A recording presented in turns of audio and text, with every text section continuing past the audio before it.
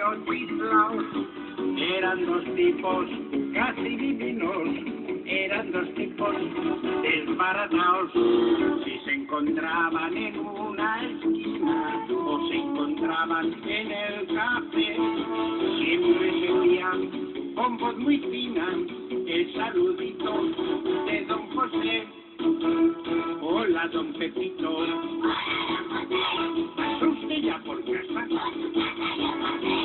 ¿Vio usted a mi abuela? Adiós, don Pepito. Hola, don Pepito. ¿Pasó usted ya por casa? ¿Vio usted a mi abuela? Adiós, don Pepito. Hola, don Pepito. ¿Pasó usted ya por casa? ¿Vio usted a mi abuela? Adiós, don Pepito. Hola, don Pepito. ¿Pasó usted ya por casa? ¿Vio usted a mi abuela? Adiós, don Pepito.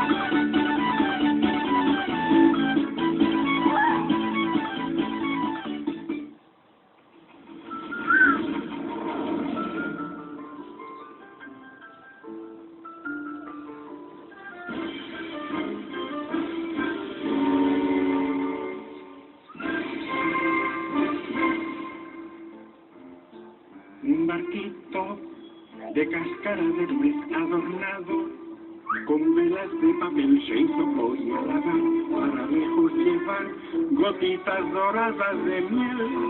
Un mosquito sin miedo va en él muy seguro de ser buen timonel y subiendo y bajando las olas. El barquito ya se fue. Navegar sin temor en el mar es lo mejor, no hay razón de ponerse a temblar. Y si viene negra tempestad, reír y remar y cantar. Navegar sin temor en el mar es lo mejor, y si el cielo está muy azul, el barquito va contento por los mares lejanos del sur.